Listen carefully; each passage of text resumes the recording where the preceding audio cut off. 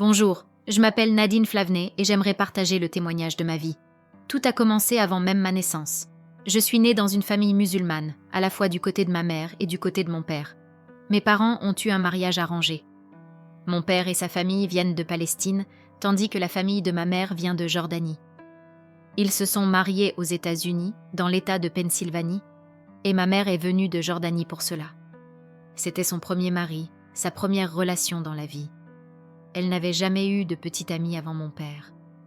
Lorsqu'ils se sont mariés, mon père a été très trompeur.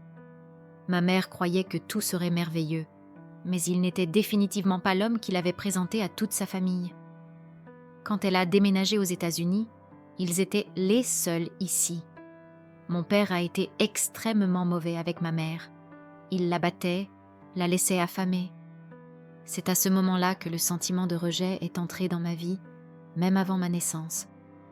Quand ma mère a accouché, elle a recherché la justice et a demandé le divorce, invoquant les violences qu'elle subissait. Elle appelait la police chaque fois que mon père la battait, mais chaque fois que les policiers arrivaient, il leur parlait et ils ne la croyaient jamais. Malgré cela, ma mère a réussi à obtenir le divorce et l'autorisation de m'emmener en Jordanie pour 3 mois. Elle m'a emmenée avec elle, mais en arrivant là-bas, elle n'est jamais retournée aux États-Unis. Elle a décidé de me garder en Jordanie, ce qui violait la loi américaine. Il y avait plusieurs mandats d'arrêt émis contre elle. Cependant, à l'époque, la loi jordanienne ne reconnaissait pas la loi américaine. Selon la législation de la Jordanie, elle était ma mère, elle était citoyenne jordanienne, et je pouvais vivre là-bas avec elle. Bien que je sois née aux États-Unis et que j'en sois citoyenne, la loi jordanienne permettait que je reste dans le pays. C'est alors qu'a commencé un affrontement entre les lois des États-Unis et de la Jordanie. Le FBI s'est impliqué dans l'affaire et plusieurs procès ont eu lieu à propos de cette situation. C'était l'un des environ 2000 cas de kidnapping international qui se produisaient chaque année. Bien que ma mère soit ma mère, la loi considérait qu'elle m'avait enlevée internationalement. Pendant cette période, mon père allait très bien financièrement, car il avait son propre commerce. Il a commencé à voyager chaque mois pour me rendre visite en Jordanie. Chaque fois qu'il venait, il ne pouvait me voir que sous visite surveillée, dans un endroit appelé Markaz, où il y avait toujours un fonctionnaire qui supervisait. Ces visites ont duré environ 5 ans. Puis, en 2005, mon père a demandé la permission à ma mère de m'emmener au zoo. Ils ont accepté qu'il me sorte du Markaz pour la première fois. Cependant, il ne m'a pas emmené au zoo. Il m'a ramené aux États-Unis. Le FBI était totalement impliqué dans le plan. Ils ont organisé mon passeport et ont envoyé mon père en Jordanie. Mais ils lui ont dit, s'il se faisait arrêter là-bas, il ne pourrait rien faire pour l'aider. La stratégie était de me sortir de Jordanie et de me mettre dans un avion. Dès que je serais dans les airs, je serais considérée comme étant sur le sol américain. C'est exactement ce qui s'est passé. Le jour où ma mère pensait que j'allais au zoo, j'étais en réalité en route pour l'aéroport. Je me souviens encore de ce jour. Il est très vivant dans ma mémoire, même si j'étais si jeune, à seulement 5 ans. Je me souviens qu'à l'aéroport, j'ai senti que quelque chose n'allait pas. Et pendant le vol, il y a eu un moment où apparemment quelqu'un a été alerté que je pouvais être enlevée. Mais comme nous étions déjà dans l'avion, techniquement sur le sol américain, nous étions protégés. À notre arrivée aux États-Unis, plusieurs policiers nous attendaient. Nous avons été conduits dans une salle séparée, ils ont vérifié si j'allais bien, et à partir de là, j'ai commencé ma vie dans l'État de l'Ohio. Je suis née en Pennsylvanie, j'ai vécu en Jordanie, et maintenant j'étais en Ohio. C'est là que mon histoire a vraiment commencé. Mon éducation avec mon père a été très difficile. J'ai grandi avec un père célibataire, et en plus un père célibataire musulman. Grandir dans une famille musulmane est déjà compliqué en soi, surtout en vivant à l'étranger. Mais imaginez grandir aux États-Unis, où tout autour de vous est complètement différent. Mes amis, mes camarades de classe, eux ne suivaient pas les mêmes restrictions. Les filles ne se couvrirent pas, elles avaient des amis garçons, elles allaient au match de football, elles vivaient une réalité totalement différente de la mienne. Grandir avec mon père, je pense qu'il nourrissait beaucoup de colère à cause de ce que ma mère avait fait lorsqu'elle m'a emmenée avec elle. Aujourd'hui, en repensant à tout cela, je me dis qu'à chaque fois qu'il me regardait, il se souvenait d'elle et de ce qu'elle avait fait. Aujourd'hui, Mon père a son nom inscrit à la frontière de la Jordanie. Il ne peut pas entrer dans le pays. Ma mère non plus ne peut pas venir aux États-Unis.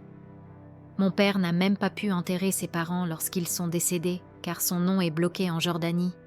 Toute sa famille continue de vivre là-bas. Il a risqué tout pour me ramener et c'est pourquoi je pense qu'il me voyait tous les jours avec du ressentiment. À l'époque, bien sûr, je ne comprenais rien de tout cela. J'étais juste une enfant. Aujourd'hui, j'essaie de ne pas lui en vouloir, mais en repensant à tout, je vois que tout le manque d'amour qu'il a reçu de sa famille n'était pas de sa faute. Il ne faisait que reproduire ce qu'il connaissait, et c'est pourquoi il le projetait sur moi. Il ne savait pas comment agir autrement. Nous avons grandi dans l'Ohio. L'école que je fréquentais comptait environ 900 élèves, donc c'était relativement petit. C'était une école principalement composée de personnes blanches. Je dis cela parce que la plupart des enfants avaient les cheveux blonds et les yeux bleus. Il y avait peut-être 2 ou 3 enfants noirs et 2 hispaniques. Quelqu'un avec un aspect différent, comme moi, était extrêmement rare à Youngstown, Ohio. J'étais très poilue, j'avais les cheveux foncés, un léger duvet au-dessus de la lèvre et une mono-sourcil. Je me souviens que je subissais beaucoup de moqueries à l'école. On se moquait de moi parce que j'étais poilue, parce que j'étais bizarre. Et en plus de cela, à la maison, mon père et moi vivions dans la pauvreté. Nous dépendions des bons alimentaires. La maison était infestée de rats et de cafards. Je me sentais tellement frustrée.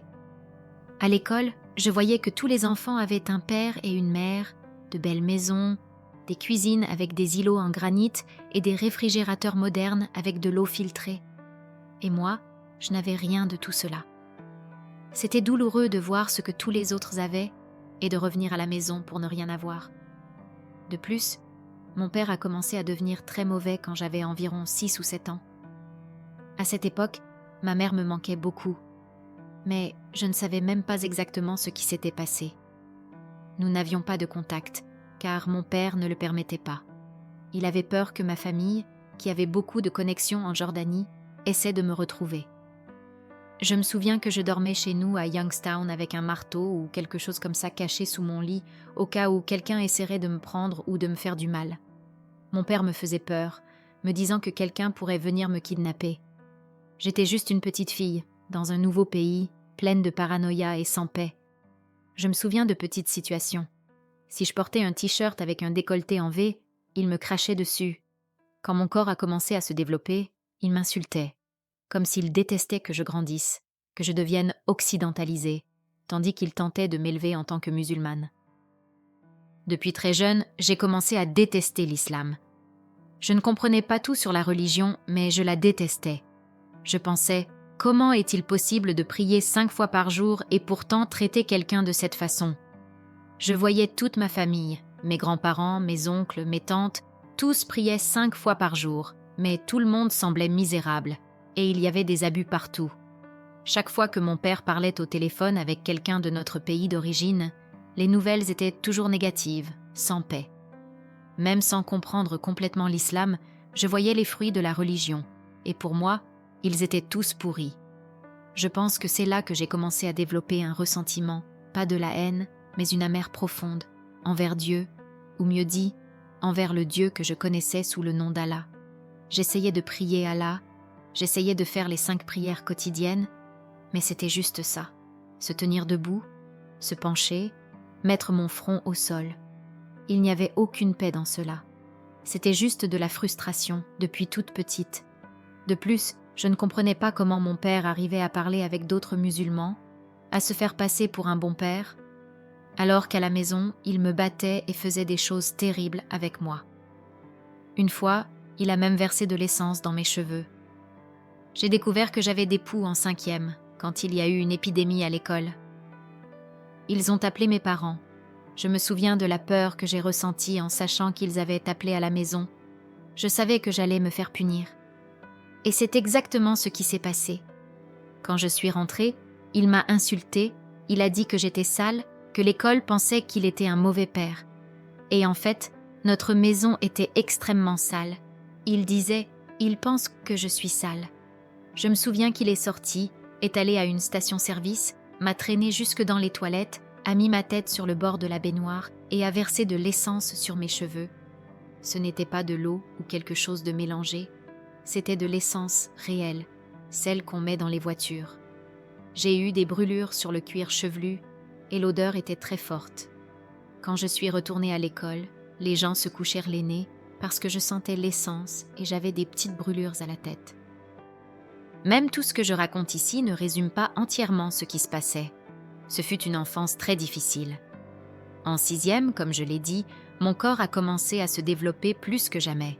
J'avais tellement honte de dire à mon père que j'avais besoin d'un soutien-gorge ou que mes règles avaient recommencé. J'avais honte de demander des produits d'hygiène féminine. Après tout, c'était un père célibataire. Je me souviens que je portais plusieurs débardeurs pour essayer de cacher mon corps parce qu'en grandissant dans un environnement musulman, je sentais que c'était sale d'avoir un corps qui se développait aussi jeune. Mais alors, j'ai commencé à remarquer que les garçons à l'école aimèrent ça. Même si j'avais un sentiment d'amour et de haine envers mon corps, à cause de la manière dont mon père me traitait à la maison, les garçons commençaient à s'approcher. Ils venaient à mon casier, m'envoyaient des messages sur Facebook, et c'était la première fois de ma vie que quelqu'un semblait vouloir me parler, sans que j'aie à forcer une amitié. Alors j'ai pensé, d'accord, je suis jeune, peut-être que c'est la voie pour enfin avoir une sorte d'approbation ou de connexion avec quelqu'un. J'ai commencé la 7e année extrêmement déprimée. J'étais tellement frustrée par ma vie que j'ai commencé à me couper. J'ai commencé par mes jambes, jusqu'à ce que la conseillère scolaire découvre cela. Alors, pour cacher, j'ai commencé à me couper le ventre. Parce que qui va regarder le ventre, n'est-ce pas? Ensuite, j'ai commencé à me couper le dos. Et ainsi, je continuais à me blesser de plus en plus. C'est pendant cette période que les pensées de mort se sont intensifiées de manière significative. Je me souviens très bien, j'ai commencé à voir des démons. Aujourd'hui, en tant que chrétienne née de nouveau, ça ne me semble pas si étrange. Mais à l'époque, je n'étais pas sauvée. J'étais juste une fille qui avait grandi dans un foyer musulman. Et les gens me regardaient comme si j'étais folle. Chaque fois que je dormais, j'avais des paralysies du sommeil. Je sentais comme si quelqu'un était sur moi, en train de m'étouffer. Je me réveillais en hurlant « Démons ! Démons ! Je vois des démons !» Mon père était terrifié. Il ne savait pas comment réagir et m'a envoyée chez un psychiatre. J'avais seulement 12 ans.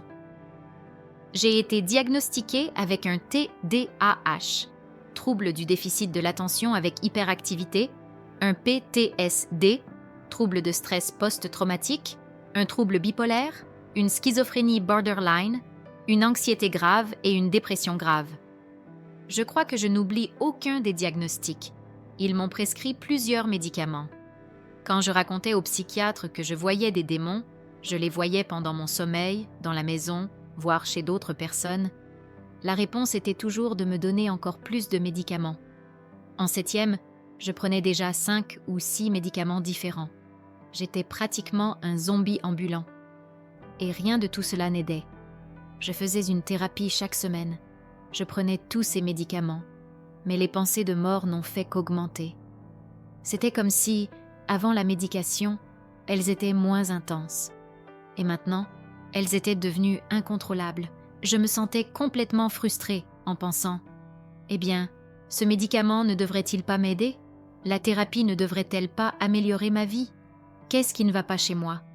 Pendant ce temps, je voyais tous mes camarades concentrés sur le sport, les notes, leurs projets d'avenir. Et leur vie semblait si normale. Et je pensais « Qu'est-ce qui ne va pas chez moi ?» Un jour, en 7e, je suis rentrée chez moi après l'école et mon père travaillait tard. Je suis allée dans son armoire à médicaments, j'ai pris plus de 43 comprimés et je les ai avalés tous en même temps. Je voulais en finir avec ma vie. C'était ma première de 3 tentatives de suicide, dont je parlerai encore. Je me souviens qu'à ce moment-là, je ne voulais vraiment plus vivre. Je ne voyais pas de sens à continuer. Je me sentais comme si je me noyais, pouvant voir l'air, mais incapable de le respirer. Rien ne semblait pouvoir changer. J'ai été hospitalisée pendant quelques semaines, puis envoyée dans un endroit appelé Belmont Pines, à Liberty, Ohio, qui était en gros un asile psychiatrique, mais qu'ils appelaient un centre de réhabilitation. On pourrait penser que cet endroit était fait pour recevoir de l'aide. Mais ce n'est pas ce qui s'est passé. Les choses ont empiré. J'ai été placée dans une aile avec des personnes qui avaient tenté de s'immoler, d'autres qui parlaient toutes seules, discutant avec les murs. Je regardais autour de moi et pensais « Ce que je traverse n'est pas ça ». Ils ne nous laissaient pas sortir. Pendant que j'étais là-bas, on m'obligeait à prendre encore plus de médicaments. Je me souviens de me sentir complètement perdue, pensant « Quel est le sens de la vie ?» Parce que cet endroit n'est définitivement pas ça. Quand je suis sortie de là, environ 2 mois plus tard, mon père a tenté de mettre fin à ses jours. J'avais apporté tellement de honte pour lui. Lorsque j'ai tenté de me suicider, les pompiers, la police et tous les services d'urgence ont été appelés dans notre petit appartement. Dans une petite ville, la nouvelle s'est propagée très vite. 2 mois après ma tentative, mon père a essayé de faire de même. Poussé par la honte et le déshonneur que j'avais, sans le vouloir, apporté dans notre maison. Si vous savez quelque chose des familles musulmanes traditionnelles, vous comprenez que la réputation est quelque chose de sacré. Ce qui se passe à l'intérieur de la maison ne doit pas être exposé au monde extérieur. Tout doit paraître parfait. Mais maintenant, tout le monde savait qu'il y avait quelque chose qui n'allait pas dans notre famille, quelque chose de tellement grave que cela a poussé la fille à tenter de se suicider. J'étais chez une amie, passant quelques jours là-bas, car c'était un jour férié scolaire ou quelque chose du genre. Pendant cette période, mon père ne m'a appelé aucune fois, ce qui était très étrange, car il avait l'habitude de m'appeler constamment. Quelque chose en moi, appelons-le intuition, mais aujourd'hui, je sais que c'était Dieu, me disait que quelque chose n'allait vraiment pas. Quand je suis rentrée chez moi, la mère de mon ami m'a dit « On va rester ici en bas dans l'appartement. Monte à ta maison. Si tu vois quelque chose de bizarre, crie et on monte tout de suite. » J'ai accepté. Je suis entrée chez moi et tout semblait en ralenti.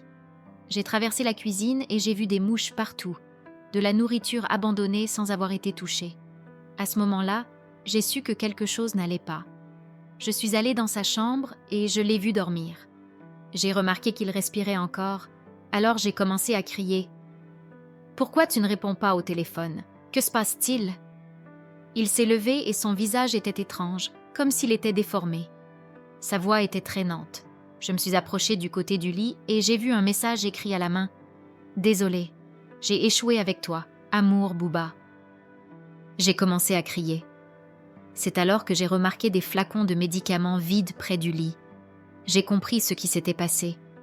La police et l'ambulance sont arrivés. Tout cela est arrivé seulement 3 mois après ma première tentative. C'était ma 7e année scolaire, en pleine transition vers le lycée. Les choses ne s'améliorèrent pas. Mon père a également été hospitalisé pendant 3 semaines. Pendant ce temps, j'ai continué à vivre chez mon ami. L'école a commencé à se poser des questions sur ma vie et à se demander ce qui se passait. J'ai commencé à parler avec la conseillère de l'école, pensant que je pourrais enfin faire confiance à quelqu'un. Au fur et à mesure que j'ouvrais mon cœur, ils ont commencé à me voir comme quelqu'un en danger. Il est arrivé un moment où la conseillère a informé le directeur de l'école, suggérant que je pourrais être en situation de risque et qu'il devrait peut-être envisager la possibilité de me placer en famille d'accueil. Je me suis sentie tellement trahie. Je pensais, non, je n'ai pas de famille ici aux États-Unis. Toute ma famille est en Jordanie. Ma famille n'est pas ici. Je ne voulais pas être envoyée en famille d'accueil, mais de toute façon, j'avais l'impression que je ne pouvais faire confiance à personne. Chaque fois que j'essayais de m'ouvrir à quelqu'un, les choses tournèrent mal. Les choses ont commencé à sembler meilleures pendant l'été après la 7e année, parce que j'ai commencé à sortir avec quelqu'un. C'était mon premier petit ami, Richie Murray. Au début, il était très gentil, et sa famille était très unie. En étant autour d'eux, la mère, le père, la sœur, j'ai perçu un type d'amour que je n'avais jamais vécu dans ma propre maison. Étant mon premier copain, je me suis beaucoup attachée à lui. Comme je ne connaissais pas Dieu, je suis devenue extrêmement dépendante de cette relation. Quand j'ai commencé la 8e année, j'ai pensé avoir trouvé mon premier amour. Pendant cette période, j'ai fini par m'engager plus intimement avec lui, encore très jeune, à seulement 14 ans. Je n'avais pas envie de commencer une vie sentimentale aussi jeune, et il ne m'a jamais forcée. Mais influencée par des idées fausses que j'avais à l'époque, Je pensais que c'était nécessaire pour garder la relation. Je croyais que, pour que quelqu'un continue à m'aimer, je devais répondre d'une manière ou d'une autre. Alors, j'ai vécu cette expérience encore en 8e année. Nous avons continué à sortir ensemble jusqu'en première. Mais comme on pouvait s'y attendre, la relation a pris fin. Pendant ma première année au lycée, la situation familiale est devenue également très difficile. Les 3 premiers mois ont été marqués par des pertes et des événements douloureux. En septembre, un oncle très proche est décédé de manière tragique. En octobre, j'ai perdu mon grand-père paternel. Et en novembre, mon père a traversé une crise émotionnelle très forte. Encore une fois, j'ai dû rester chez une amie. À ce moment-là, je ne ressentais plus une tristesse intense comme avant. J'étais émotionnellement engourdie. À l'école, personne ne voyait une fille triste, mais plutôt quelqu'un qui semblait indifférente, juste en train de suivre la vie en pilote automatique. C'est pendant cette première année que j'ai commencé à me faire de nouveaux amis. En vivant chez mon ami, qui connaissait beaucoup de gens, j'ai commencé à aller à des fêtes. Comme mon père ne contrôlait plus aussi rigidement qu'avant, il a fini par me laisser plus de liberté. J'ai commencé à aller à des fêtes, y compris des fêtes universitaires, même étant aussi jeune. Je me souviens que je recevais beaucoup d'attention de la part des gens, surtout parce que je donnais l'impression d'être plus vieille. Boire, socialiser et être le centre d'attention sur les réseaux sociaux est devenu une partie de ma vie. Enfin, je me sentais comme si j'avais acquis quelque chose que je n'avais jamais eu durant mon enfance, l'approbation sociale. Je croyais qu'en vivant de cette façon, je trouverais le bonheur. C'est à cette époque que, sans m'en rendre compte, j'ai laissé le besoin d'acceptation devenir le centre de mon identité. Ma 2e année au lycée a commencé et ma réputation a complètement changé. D'une fille timide et isolée, je suis devenue perçue comme la fille populaire lors des fêtes. J'avais beaucoup d'amis, je participais à des événements, j'étais invitée à des fêtes de fraternités universitaires et tout le monde semblait apprécier ma compagnie. Mon identité a, petit à petit, été construite autour de cela. Cependant, malgré tout le plaisir, je portais toujours un profond sentiment de vide. Même entourée de gens, je me sentais très seule à l'intérieur. C'est dans ce contexte que j'ai traversé une nouvelle période de grande tristesse et de découragement pendant ma 2e année. Je me souviens que cette nouvelle crise n'était pas comme celle que j'avais vécue en 7e. À cette époque, je voulais vraiment abandonner la vie. Cette fois, en 2e année de lycée, ce n'était pas exactement cela. Je ne voulais pas mourir, mais je ne voulais pas non plus continuer à vivre de la manière dont j'étais en train de vivre. C'était une sensation confuse, comme si j'étais coincée, ne sachant pas quoi faire. J'ai fini par prendre des médicaments de manière imprudente et, encore une fois, j'ai été emmenée à l'hôpital. J'ai été internée au Belmont Pines, un centre de traitement. Après un certain temps, j'ai été autorisée à sortir et je suis rentrée chez moi. Mais, cette fois, quelque chose de différent s'est produit. Une fille, appelée Maddy Remeni, très gentille, a commencé à m'aider. Je n'avais pas de voiture. Comme je l'ai déjà mentionné, ma famille traversait des difficultés financières et elle me conduisait toujours à l'école et me ramenait chez moi. Nous n'étions pas très proches d'à part cela, mais ce jour-là, quelque chose a changé. En rentrant chez moi, après mon séjour à l'hôpital, Maddy m'a dit « Je sais que tu as traversé des moments difficiles. Ma mère prie pour les gens et nous avons vu beaucoup d'améliorations. Si tu veux, elle peut prier pour toi aussi. » À ce moment-là, je ne savais pas exactement en quoi croyait sa mère, si elle était catholique, évangélique ou d'une autre foi. Mais j'étais tellement désespérée de me sentir mieux que j'ai immédiatement accepté. Nous sommes arrivés chez elle et sommes entrés par le garage. Elle m'a conduite jusqu'à la cuisine où sa mère se trouvait. Sa mère priait dans des langues, quelque chose que je ne connaissais pas à l'époque. Soudain, quelque chose de très étrange est arrivé. J'ai perdu le contrôle de mes actions et j'ai réagi de manière agressive, ce qui n'était pas du tout normal pour moi. La mère de Maddy, très calmement, m'a fait asseoir et a continué à prier, en posant ses mains sur moi.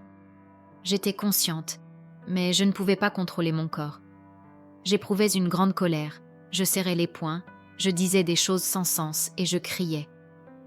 Elle m'a alors apaisée et m'a dit « Je veux que tu m'écoutes attentivement. » Elle a commencé à m'expliquer l'Évangile. Elle m'a dit que Jésus-Christ est réel et qu'il est le seul chemin vers Dieu.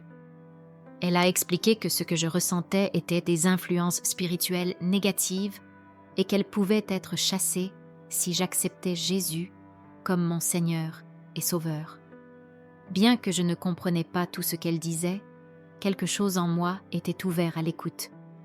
La Bible dit que personne ne peut reconnaître Christ comme Seigneur sauf par l'Esprit Saint. Et, d'une manière ou d'une autre, même sans tout comprendre, j'étais prête. Alors, j'ai fait une prière d'engagement, répétant ces mots avec foi. Avant cela, j'avais déjà entendu parler un peu de Jésus. Je me souviens qu'en 6e, une fille nommée Jenny Smith, très gentille, m'a dit lors d'un cours « Tu n'as pas besoin d'Allah, tu as besoin de Jésus ». Je n'ai jamais oublié cela. Nous n'étions pas proches, elle faisait partie des filles populaires. Et j'ai trouvé très étrange qu'elle dise cela comme ça, sans raison apparente. En plus, il y avait une femme amie de mon père, quelqu'un pour qui il avait eu des sentiments, mais qu'il n'a pas poursuivi à cause de sa foi chrétienne. De temps en temps, je dormais chez elle, et elle laissait toujours des prêches chrétiens jouer en fond, parlant de Jésus. J'écoutais, mais je ne comprenais pas bien. Bien que j'ai été élevée comme musulmane, où Jésus est respecté comme un prophète et non comme Dieu, je n'ai jamais rejeté le message chrétien. J'avais du respect pour Jésus, mais je le voyais encore seulement comme un grand prophète. Même pendant cette prière d'engagement, ma compréhension était encore limitée. Je répétais la prière avec respect et foi, mais sans comprendre pleinement comment Jésus pouvait être le Fils de Dieu. Cette idée était encore très difficile pour moi, mais malgré tout, j'ai fait ce premier pas vers quelque chose de nouveau. Je me souviens qu'elle m'a guidée dans ce qu'elle a appelé le repentir. Je ne savais même pas ce que c'était, mais nous avons commencé à parler de ma vie, de mes choix, de ma vie amoureuse, des fêtes, entre autres choses. Ensuite, nous sommes allés dans le garage et elle m'a demandé de m'asseoir. À l'époque, je portais un collier avec un symbole appelé Hamsa, qui comportait un œil grec, quelque chose que je croyais me protéger. J'ai porté ce collier pendant plus d'11 ans. Je ne l'enlevais jamais. Elle a regardé mon collier et m'a demandé « C'est quoi ça ? Enlève ça tout de suite. » J'ai enlevé le collier et quand je l'ai fait, j'ai commencé à me sentir extrêmement mal. J'ai crié, j'ai eu des nausées et j'ai mal physiquement. Ce fut une expérience très intense qui a duré environ 3h30.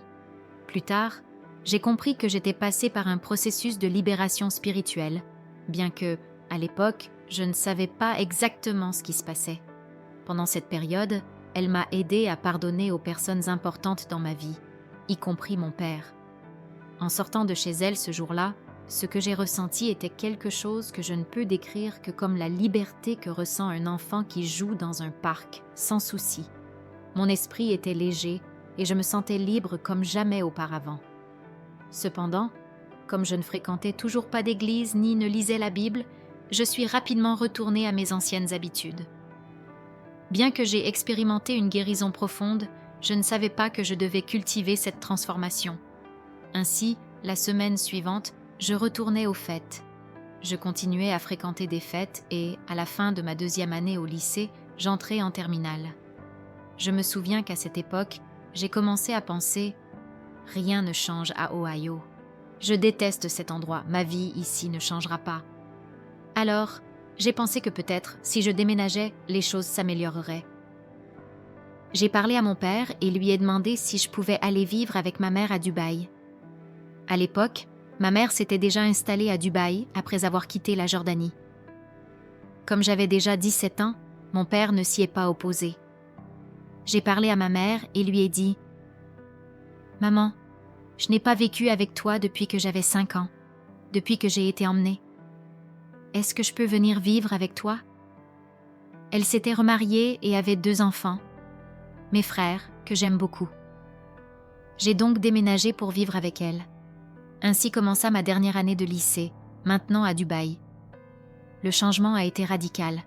Je suis passée d'une vie très simple en Ohio, où nous manquions de tout, à une vie beaucoup plus confortable.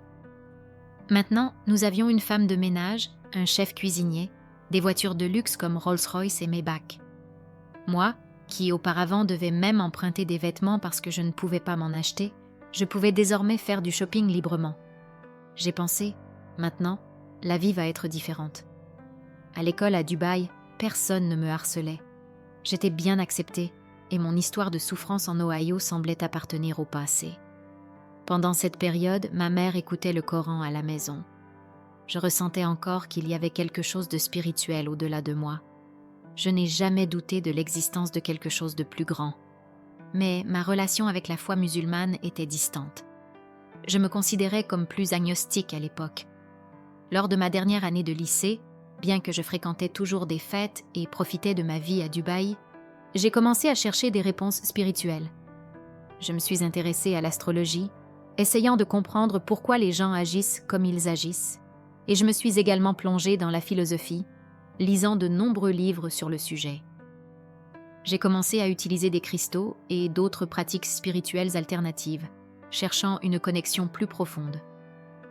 Après avoir obtenu mon diplôme de lycée, j'ai décidé que je voulais aller à l'université, mais je ne voulais pas rester à Dubaï.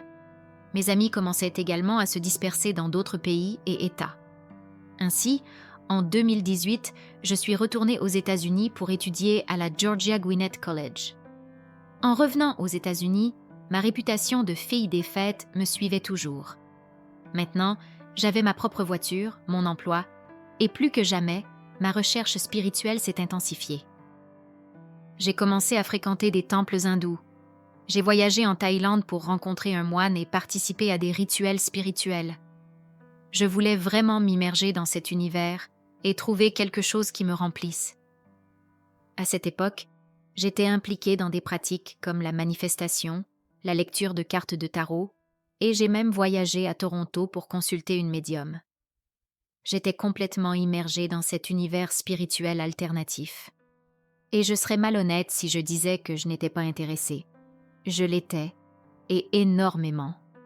Toutes les questions que je portais sur mon existence, pourquoi je voyais ces figures spirituelles quand j'étais petite, pourquoi mon père me traitait de cette façon, pourquoi je me sentais ainsi, semblaient enfin trouver une forme de réponse, bien que cela ne m'apportait aucune solution réelle. Elles confirmaient simplement ce que je ressentais déjà dans le monde spirituel. Au cours de ma première année à l'université, je me suis encore plus plongée dans cette voie. En arrivant en deuxième année, je pensais « Je m'amuse tellement ici à Atlanta, je rencontre des gens, je vais à des fêtes. » Je connaissais déjà tous les promoteurs d'événements de la ville. À ce stade, je m'engageais dans des relations amoureuses sans engagement, je vivais des expériences désordonnées et, en raison de tout ce que j'avais traversé, je me sentais plus à l'aise de m'engager avec des hommes et des femmes. C'était comme si je ne me souciais de rien d'autre. Je voulais juste une liberté totale. Je me suis impliquée dans des fêtes, l'alcool, des relations instables, et je vivais un style de vie que j'appelais « esprit libre ». Je défendais l'idée que chacun devrait faire ce qu'il veut, sans restriction, en cherchant simplement l'amour de soi. Au fur et à mesure que je m'enfonçais dans la vie nocturne d'Atlanta, j'ai rencontré des personnes influentes, des joueurs de basket, des musiciens, des athlètes. Je recevais des messages de personnes célèbres. Et c'est alors que j'ai pensé avoir trouvé la dernière pièce manquante de mon bonheur, l'indépendance financière. Jusqu'alors, même à Dubaï, la vie confortable venait de l'argent de mes parents. Je croyais que si je gagnais mon propre argent, tout se résoudrait. J'ai décidé d'utiliser les connexions que j'avais faites pour obtenir un emploi dans un club nocturne, non seulement en tant que cliente, mais en travaillant réellement. En janvier 2021, je me suis assise devant le miroir, allumé des encens, pris mes cristaux et commencé à faire une sorte de prière mêlée à des techniques de manifestation. Je disais « Je vais obtenir ce travail dans le club. Je vais gagner plus de 6 chiffres cette année. » Et la semaine suivante, j'ai obtenu le travail. En travaillant dans le service des bouteilles, sans danser ni faire quoi que ce soit d'autre que de servir les clients, j'ai commencé à gagner plus de 10 000 $ par mois en liquide. À 21 ans, j'ai acheté la voiture de mes rêves, loué l'appartement de mes rêves et fait des dons généreux, juste parce que je le pouvais. Mais il y a quelque chose que j'ai appris. Ce qui semble attrayant à première vue cache souvent des conséquences graves. Ce qui semblait être une occasion de gagner de l'argent facilement venait avec de nombreux pièges. Dans l'environnement du club, nous étions exposés à la pression de satisfaire les clients. Et, pour obtenir les meilleures tables et les clients les plus précieux, il était courant qu'il y ait des insinuations qui dépassèrent le professionnalisme. Bien que je n'ai jamais franchi mes propres limites, il était évident que l'environnement exigeait bien plus que simplement un bon service. À l'époque, le propriétaire du club était marié, avait des enfants, et pourtant il flirtait ouvertement. Moi, sans valeur solide, je me laissais entraîner dans le jeu pour obtenir des avantages, comme de meilleurs espaces et des commissions. Je justifiais tout cela pour moi-même, pensant que ce que je faisait simplement partie du jeu et que j'obtenais tout par mes propres moyens, grâce à ma manifestation et mes efforts. Pourtant, le sentiment de vide persistait. Malgré tout l'argent, les biens matériels, le statut, je me sentais toujours profondément frustrée. En mai 2021, cela faisait plusieurs mois que je travaillais au club. Pendant cette période, j'avais gagné entre 90 000 et 100 000 $, presque tout en liquide. J'avais ce que je voulais, une voiture à moi, un appartement meublé, la liberté financière. Mais rien de tout cela ne résolvait l'angoisse que je portais. C'est alors que quelque chose a commencé à changer en moi. Alors que je servais l'un des plus gros clients du club, quelqu'un qui dépensait de grosses sommes chaque semaine, j'ai réalisé que rien de ce que j'avais acquis ne comblait vraiment le vide en moi. Il m'a dit qu'il avait manifesté le désir que je le serve cette nuit-là. C'était en mai 2021. J'ai servi ce client et, cette nuit-là, j'ai gagné le plus gros montant que j'avais jamais reçu en seulement quelques heures de travail. Plusieurs milliers de dollars en environ 3 heures. J'étais impressionnée. Je suis montée dans ma voiture de rêve, et, en conduisant vers chez moi, j'ai commencé à pleurer. Je pleurais tellement que j'avais du mal à voir la route. Je suis arrivée chez moi, je suis montée dans mon appartement et j'ai suivi ma routine habituelle, compter l'argent, trier les billets. Quand j'ai vu le total, j'ai pleuré encore plus. C'est à ce moment que quelque chose a changé en moi. C'était comme si tout le poids que je portais était devenu impossible à ignorer.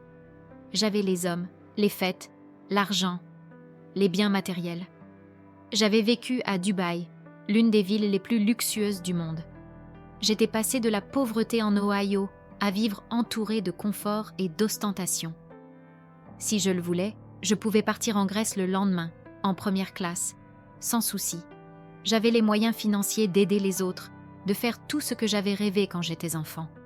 J'avais atteint tous mes objectifs, ma voiture de rêve, mon appartement, mon statut. J'avais tout. Mais et quand on obtient tout ce qu'on a toujours voulu et qu'on se sent toujours vide? Cela a du sens d'être triste quand on est maltraité, humilié, rejeté.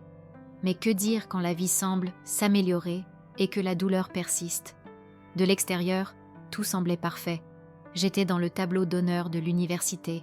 J'avais une bourse complète. Mon profil sur les réseaux sociaux montrait une vie de succès. Aux yeux des autres, j'étais une source d'inspiration. Mais en réalité, je me sentais plus malheureuse que jamais. Dans ce sol de mon appartement, en larmes, j'ai crié vers Dieu. J'ai demandé « Qui es-tu ? Es-tu Krishna ? Es-tu Bouddha ? Es-tu Mahomet ? Es-tu Allah ? Es-tu l'univers ?» J'ai crié contre Dieu, pleine de colère. « Qui es-tu ? Pourquoi as-tu permis tout ça dans ma vie ?» À ce moment-là, je ne pleurais plus seulement de tristesse, mais de révolte profonde. Que faire quand on a tout et qu'on ressent encore un vide écrasant? Là, j'ai reconnu qu'en dépit de toutes mes tentatives, je me sentais avoir échoué en tant qu'être humain. Et, prise par un désespoir profond, j'ai pensé « c'est ma dernière tentative ». J'ai décidé que je mettrais fin à tout cela de manière définitive. J'ai planifié chaque détail, organisé mes affaires personnelles et averti le propriétaire du club que je prendrais 1 semaine de congé. Il a répondu que, si je ne revenais pas, je perdrais mon emploi. L'environnement dans lequel je travaillais était extrêmement oppressant. La vie nocturne donnait l'impression de liberté, mais, en réalité, elle l'emprisonnait. Après avoir commencé à gagner beaucoup d'argent, il était difficile de simplement partir. Il y avait des dettes, des factures, un style de vie à maintenir. Sans le club, il aurait fallu travailler des journées épuisantes pour gagner la moitié de ce que je faisais en quelques heures. Je sentais qu'il n'y avait pas de sortie. À ce moment-là, je croyais avoir déjà vu tout ce que le monde pouvait offrir et que rien n'était suffisant. J'ai tout planifié, les finances, les messages d'adieu, tout était prêt.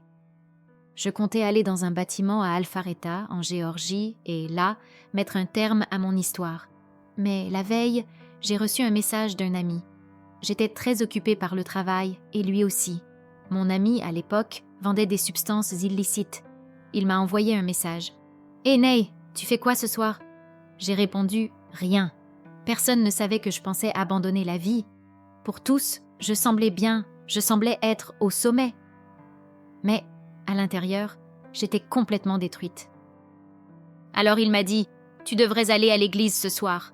J'étais surprise, je pensais « Tu vas à l'église, toi qui vends des substances ?» J'ai répondu en rigolant, et lui aussi a ri. Il a dit « C'est sérieux, je me rapproche de Dieu ». Cela m'a étonnée, mais je n'avais rien contre l'église. Et comme j'avais déjà pris ma décision pour le lendemain, j'ai pensé « Pourquoi pas ?» Je n'ai rien à perdre. Sur le chemin de l'église, il m'a envoyé un message pour me dire qu'il ne pouvait pas venir, car il avait été retenu avec d'autres choses. Malgré cela, j'ai continué.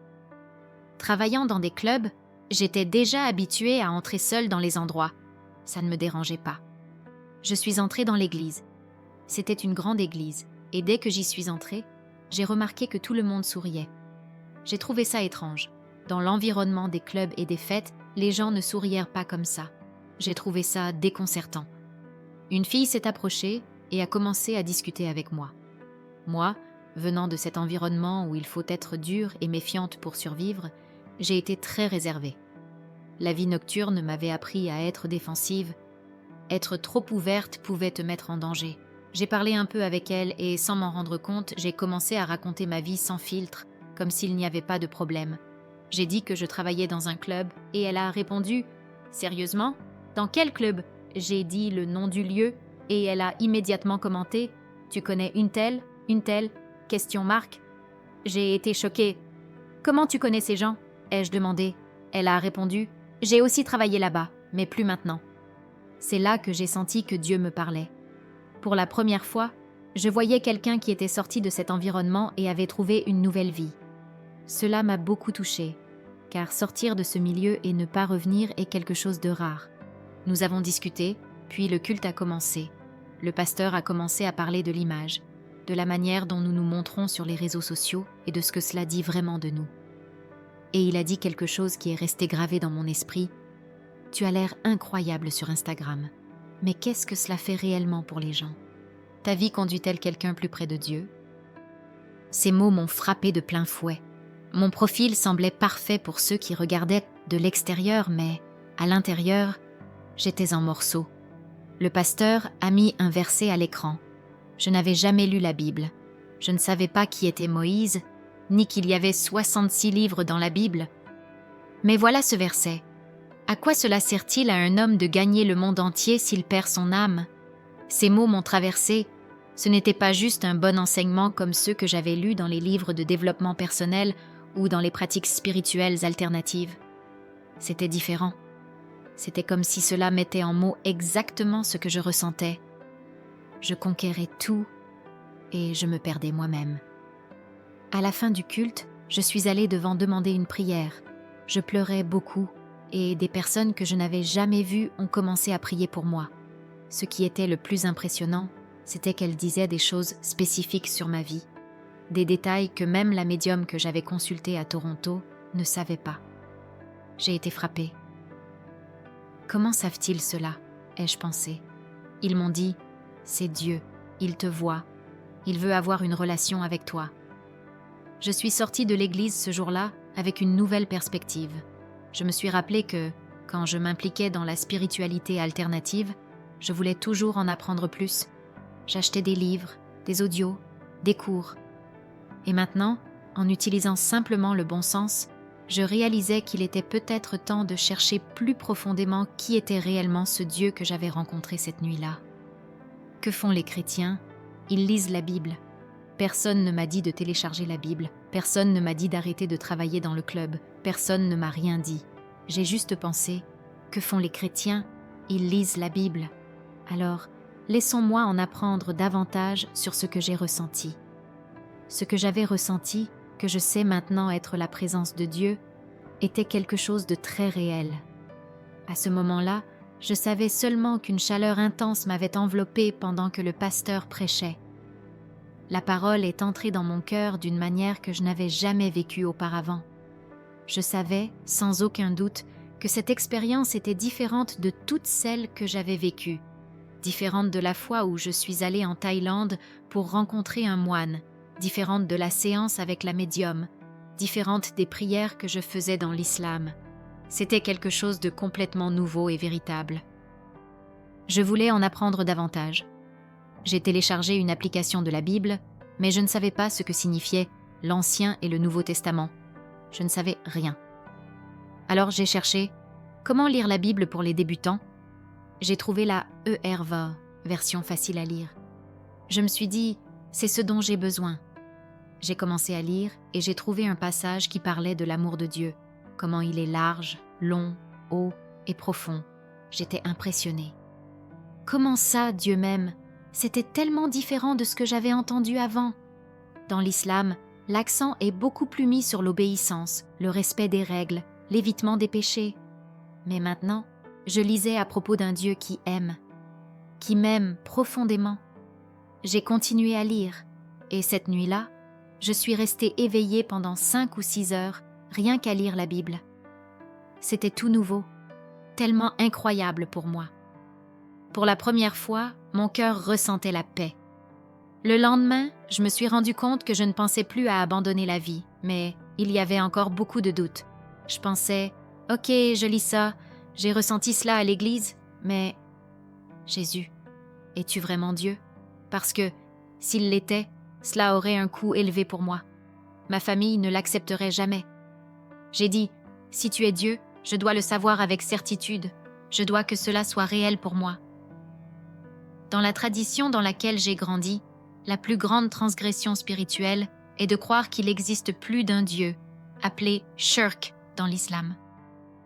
Les musulmans interprètent la foi chrétienne de manière erronée, pensant qu'elle croit en 3 dieux différents à cause de la Trinité, le Père, le Fils et le Saint-Esprit. Alors, j'avais peur. Je pensais, si je crois que Jésus est Dieu, je commets la pire offense religieuse. Même si je ne m'étais jamais vraiment sentie connectée à l'islam, ce poids culturel existait encore. Je savais que si j'acceptais Jésus comme Dieu, ce serait comme apporter la honte à ma famille. La semaine suivante, je suis retournée à l'église et j'ai continué à lire la Bible par moi-même. Je n'ai pas entendu une voix audible, mais en lisant, quelque chose en moi se consolidait. Je savais que Jésus est Dieu. Aujourd'hui, je comprends mieux cela théologiquement, mais à ce moment-là, c'était une conviction pure dans mon esprit. En lisant les miracles de Jésus, comment il guérissait, comment il aimait, comment il libérait, je me suis dit, ce n'est pas juste un autre prophète. Aucun prophète, même Mahomet, n'avait fait ce que Jésus a fait. Puis, en juin 2021, j'ai décidé. Je n'allais pas en parler immédiatement à ma famille. J'ai quitté le club, je n'y suis jamais retournée, et j'ai continué à m'immerger dans la lecture de la Bible. Et là, quelque chose a commencé à se passer. En allant à l'église, en lisant davantage la parole, sans que personne ne me demande de changer, j'ai commencé à remarquer des changements en moi. Par exemple, j'écoutais encore du rap dans ma voiture, des artistes comme Polo G, Lil Durk, 42 Dugg, et soudain, cela a commencé à me déranger. J'ai commencé à me poser des questions. Pourquoi est-ce que je me sens comme ça? Alors, j'ai arrêté d'écouter de la musique profane. Je mettais un haut plus court et je pense que je ne devrais pas porter ça. Personne ne me disait de changer, mais je ressentais une inquiétude. À l'époque, je ne savais même pas ce qu'était la conviction spirituelle. Je savais juste que quelque chose en moi était différent. Je pensais, qu'est-ce qui m'arrive? Est-ce que je deviens folle? Tout ce que je ressentais venait de la lecture de la Bible.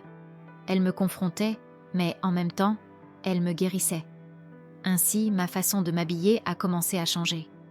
J'ai arrêté d'écouter de la musique qui ne m'élevait pas et j'ai commencé à chercher de la musique sur Jésus, sans savoir encore si cela s'appelait gospel ou adoration.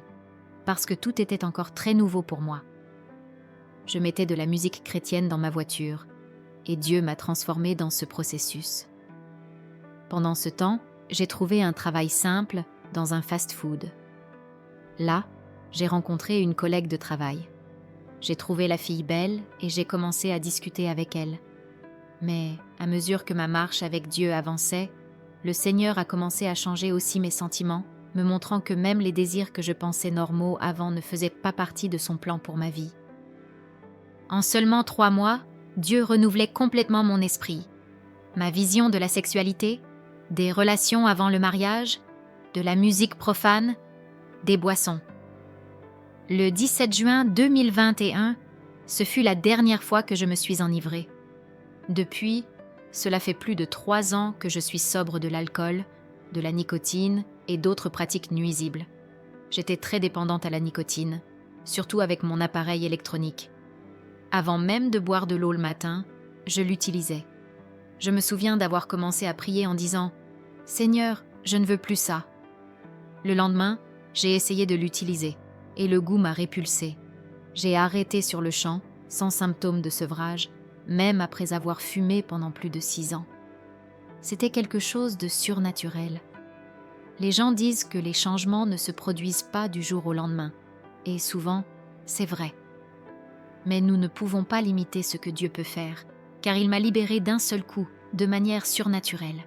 Le plus incroyable dans tout ça, c'est que je n'essayais pas d'arrêter quoi que ce soit. Je voulais simplement connaître Dieu, et il a changé tout cela naturellement. Le 15 août 2021, 2 jours après mon anniversaire, j'ai décidé de me faire baptiser. J'ai pensé, je veux que le monde sache que je suis Jésus, parce qu'il transforme ma vie. J'ai été baptisée devant toute l'église. Je me souviens avoir dit « Je m'appelle Nadine et je déclare Jésus comme mon Seigneur et Sauveur ». Ce fut une journée marquante. 1 an auparavant, en 2020, je célébrais mon anniversaire dans une boîte de nuit. Maintenant, j'étais baptisée. Je suis sortie de l'eau en sentant que ma vie venait juste de commencer. Je ne ressentais aucune nostalgie pour mon ancienne vie.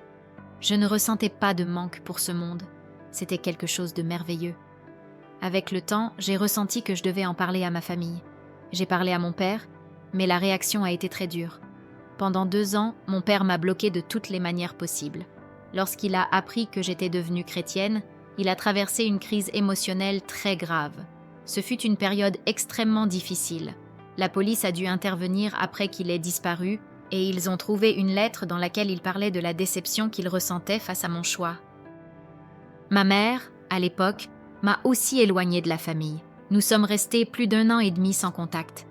Malgré cela, j'ai continué à prier pour eux. Je priais pour qu'ils connaissent Jésus comme je l'avais connu.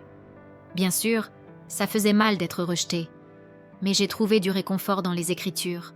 Je lisais des passages qui disaient « Si le monde vous déteste, sachez qu'il m'a détesté avant vous. » Je réalisais que même Jésus, étant parfait, avait été rejeté.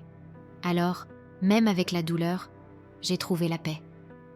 Je savais que ma prière avait du pouvoir, car si Dieu m'avait atteinte, il pourrait aussi atteindre ma famille. C'était cette foi simple, comme celle d'un enfant, qui me soutenait. Alors que je priais pour mon père, le Seigneur a commencé à me montrer que je devais pardonner à ma famille pour tout ce qu'il m'avait fait. Je devais pardonner à mon père pour la manière dont il m'avait blessée. Au début, j'ai résisté. « Seigneur, tu ne vois pas ce qu'il m'a fait ?» Mais le Seigneur insistait. « Tu pries pour lui, mais tu ne pardonnes pas. Avant de prier, tu dois libérer le pardon. Tu dois laisser les rancœurs partir. » Je me souviens avoir beaucoup pleuré. Mais j'ai dit « Ok, Jésus, si tu m'as pardonné pour tant de choses, pour m'être impliquée avec des hommes mariés, pour avoir conduit d'autres à pécher, si tu m'as pardonné, qui suis-je pour ne pas pardonner à mon père ?» Même sans en avoir envie, j'ai commencé à déclarer « Je pardonne à mon père pour tout ce qu'il m'a fait traverser. Je le pardonne. Je le pardonne. » Et, à mesure que je disais cela, quelque chose a commencé à se briser en moi. Le rejet, la douleur, étaient en train d'être arrachés. Ensuite, j'ai commencé à pardonner à ma mère, à ma famille, à mes ex-petits amis, à mes camarades qui m'avaient intimidée à l'école. Dieu faisait une œuvre surnaturelle dans mon cœur. Pendant que je continuais à prier et à intercéder pour ma famille, je courais vers Dieu, pleine d'enthousiasme. Je voulais tout raconter à tout le monde. Laissez-moi vous parler de Jésus. S'il a fait cela pour moi, il peut le faire pour vous aussi. C'est alors que j'ai entendu la voix de Dieu de manière audible pour la première fois. J'ai entendu le mot « mission ». J'ai pensé « mission ? Qu'est-ce que c'est ?» J'ai cherché et découvert que la mission ne consistait pas seulement à construire des maisons, mais à voyager vers d'autres endroits pour partager l'Évangile. Mon esprit s'est rempli de joie. Je savais que c'était ce que je devais faire. En 2022, j'ai entrepris mon premier voyage missionnaire. J'ai passé 3 mois à Hawaï. Beaucoup de gens pensent à Hawaï comme un paradis, mais il y a beaucoup de besoins là-bas, beaucoup de personnes sans abri, beaucoup de dépendance. Ensuite, j'ai passé 3 semaines en Suède. Pendant ce voyage, j'ai partagé l'amour de Jésus, prié pour les gens, et ma vie se transformait de plus en plus. Des personnes de mon passé ont commencé à me chercher. « Où es-tu ? Ça va ?» Mais Dieu avait placé de nouvelles amitiés dans ma vie, des amitiés solides, des personnes de l'Église. Je ne ressentais aucune nostalgie pour mes anciennes amitiés. Le plus beau dans ce que Dieu a fait, c'est qu'il n'a pas seulement vidé ma vie de ce qui était mauvais, il l'a remplie de nouvelles choses. C'est comme un verre d'eau. À mesure que vous le remplissez avec quelque chose de pur, ce qui n'est pas bon est expulsé naturellement. Avec cela, je suis revenue de mes voyages missionnaires et j'ai entendu le Seigneur me dire « Tu as fait une pause dans tes études, maintenant il est temps de terminer l'université. » Je suis retournée aux études et j'ai commencé à témoigner de Jésus aussi sur le campus. C'est pendant cette période que j'ai rencontré mon mari. Dieu est tellement bon. J'ai rencontré mon mari et en moins d'1 an de relation, nous nous sommes mariés. Je me souviens qu'en septembre 2021, juste 1 mois après mon baptême, j'ai fait une alliance avec Dieu. Seigneur, j'ai donné mon corps à tant de choses mauvaises. Je veux le consacrer à toi. Je ne vais embrasser personne jusqu'au jour de mon mariage. Ce n'était pas pour de la religiosité, ni pour gagner des points au ciel. C'était par amour et révérence. Lorsque j'ai commencé à parler avec mon futur mari, j'ai été très directe. Juste pour que tu saches, je ne vais pas embrasser quelqu'un avant le mariage. Je m'attendais à ce qu'il trouve ça bizarre, mais il m'a répondu « Sérieusement, j'ai demandé la même chose à Dieu. J'ai été émerveillée. Dieu a été tellement fidèle. Nous nous sommes mariés en moins d'1 an de relation et nous nous sommes embrassés pour la première fois à l'autel, le jour de notre mariage. Notre pasteur nous a mariés et la paix, la présence et la gloire de Dieu étaient si fortes à ce moment-là que c'était comme un petit morceau du ciel. J'étais impressionnée. En moins de 2 ans de marche avec Jésus, Dieu avait restauré ma vie de manière extraordinaire. Aujourd'hui, j'ai à mes côtés un homme qui me respecte, qui m'aime, qui aime le Seigneur et qui dirige notre famille dans la prière. Mon mari vit aussi une vie sobre, tout comme moi. Les choses vont merveilleusement bien. Pendant que je continuais à prier pour ma famille, ma mère et moi n'avions pas encore rétabli la communication. Mais après 2 ans, mon père m'a envoyé un message texte. Le message était si long que j'ai dû cliquer pour ouvrir la suite. Si vous savez quelque chose sur la culture musulmane, vous savez qu'il est très rare que quelqu'un demande pardon, surtout un père à son enfant. Mais mon père m'a envoyé plusieurs paragraphes pour s'excuser de tout ce qu'il avait fait depuis que j'étais petite. Il a écrit « Je comprends si tu ne veux plus avoir de relation avec moi, mais je t'aime et je regrette de ne pas avoir été un bon père. Je savais que c'était l'œuvre de Dieu, touchant son cœur. Je me suis souvenue de la parabole du fils prodigue, où le fils pense qu'il doit faire beaucoup pour être accepté à nouveau. Et peut-être que mon père pensait aussi cela, mais je l'ai appelé immédiatement et lui ai dit « Je t'aime ». Aujourd'hui, je ne vois plus mon père comme celui qui m'a blessé dans le passé. Je le vois avec les yeux de Dieu, comme quelqu'un qu'il veut atteindre. Si on me demandait, lors d'un test de sincérité, si je l'avais pardonné, il n'y aurait aucune hésitation. Je l'ai complètement pardonné. Ce genre de pardon n'est possible que par l'amour de Dieu. J'ai compris combien j'avais été pardonnée, alors j'ai pu le pardonner aussi. Aujourd'hui, mon père est toujours musulman, mais je crois qu'il sera atteint par Jésus. Notre relation n'a jamais été aussi bonne qu'elle l'est maintenant. Lorsque je dis que je vais à l'église, Il n'aime pas trop, mais il ne réagit plus comme avant. Pour moi, c'est déjà un miracle. Je continue de prier pour ma mère. Depuis que mon mari et moi nous sommes mariés, je peux dire, venir à Jésus n'est pas juste avoir une vie meilleure, c'est avoir une vie nouvelle. Ma vie ne s'est pas simplement améliorée, elle est devenue nouvelle. L'enfant que je n'ai pas pu être quand j'étais petite, maintenant, à 21 ans, j'ai enfin commencé à le devenir. Aujourd'hui, vivre avec le Seigneur, c'est comme jouer dans un grand parc. Tout est nouveau, tout est plein de vie. Mon mari et moi avons fondé notre propre ministère, le Koal Ministries, où nous enseignons aux jeunes à approfondir leur relation avec Dieu et à comprendre que c'est en Christ qu'on trouve la véritable satisfaction, pas dans le monde. Dieu m'a donné l'opportunité de prêcher dans divers endroits. Nous avons déjà voyagé en Afrique du Sud, au Zimbabwe, dans des voyages missionnaires. Tout cela est l'œuvre de sa grâce. En pensant au passé, la jeune Nadine d'il y a quelques années n'aurait jamais pu imaginer qui je serais aujourd'hui. Et aujourd'hui, quand je perçois une attaque spirituelle, je sais le nom vers lequel me tourner, le nom de Jésus. C'est au nom de Jésus que la dépression m'a quittée, que l'anxiété s'est envolée. J'avais été diagnostiquée avec un TDAH, mais par la force de Dieu, j'ai réussi à terminer mon diplôme en décembre, sans médicaments, sans stimulants, juste avec la force qui vient de la joie du Seigneur. Maintenant, je suis à l'école biblique, pleine d'enthousiasme pour courir cette course avec Christ et partager tout ce qu'il a fait pour moi, et peut faire pour vous aussi. Si vous regardez cela en ce moment, où que vous soyez, dans la voiture, à la maison, respirez profondément. Père Céleste, je prie pour chaque personne qui écoute ce message. Que ta présence envahisse l'endroit où elle se trouve. Qu'elles puissent te trouver d'une manière qu'elles n'ont jamais expérimentée auparavant. Saint-Esprit, convainc-les de leurs péchés et révèle-leur qui tu es. Seigneur, transforme leur cœur, renouvelle leur vie. Que toute volonté de rester dans des pratiques qui les éloignent de toi soit remplacée par la faim de te connaître. Qu'en lisant la Bible, ils reçoivent des révélations, que le voile soit retiré de leurs yeux, qu'ils pardonnent à ceux qui les ont blessés, recevant guérison et liberté. Seigneur, merci de ce que nous savons qu'en invoquant le nom de Jésus, nous sommes sauvés. Que leur vie ne soit plus jamais les mêmes, qu'ils avancent de gloire en gloire au nom de Jésus. Amen. Qui est Jésus pour moi? C'est la question que j'aime le plus répondre. Jésus est mon sauveur. Il n'est pas seulement le sauveur, il est mon sauveur. Il m'a sauvé. Il m'a racheté de la mort, de la douleur, de la perdition.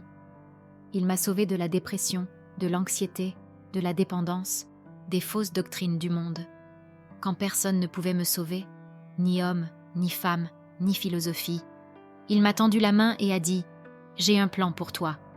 Il est le seul qui puisse sauver notre âme. Tu n'es jamais trop loin pour Dieu. Jamais. Peu importe ce que tu as fait, ni où tu te trouves. Dieu t'attend les bras ouverts.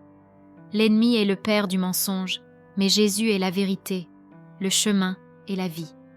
Si tu cherches Jésus, tu trouveras ta véritable identité et le véritable but de ta vie. Il va t'accepter tel que tu es et il transformera tout. Amen.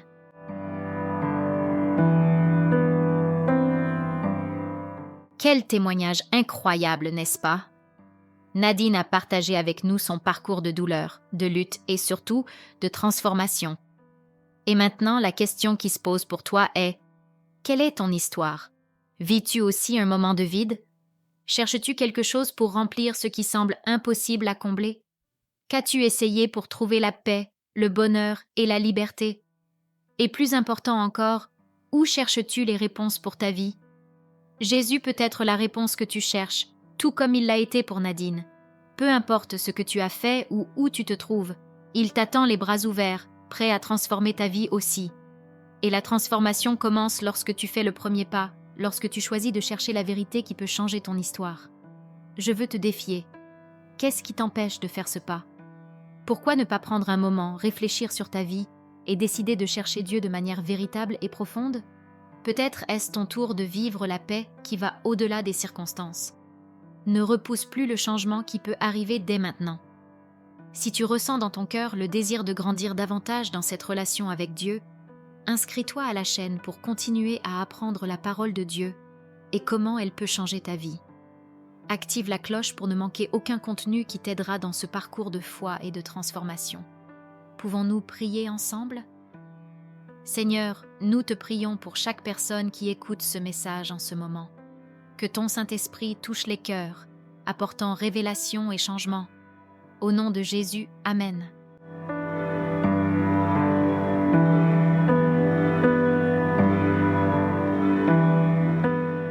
Alors nous sommes partis au Bénin, à la recherche du succès.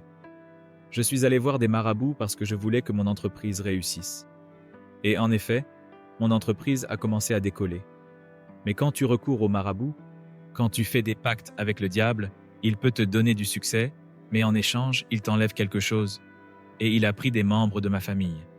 Il a aussi pris mes enfants. J'ai perdu 2 enfants, et c'est là que j'ai compris qu'on ne doit pas jouer avec les choses spirituelles, ni avec le diable. Nous étions réellement sous cette influence, et je peux dire que je sais ce que c'est que d'être possédé, parce qu'à certains moments, pendant que je conduisais, le diable me disait « Accélère, accélère, accélère, les gens ne t'aiment pas, tu dois te tuer, regarde ta situation, les gens te critiquent, Dieu ne t'aime pas. » Et je croyais vraiment à ces mensonges.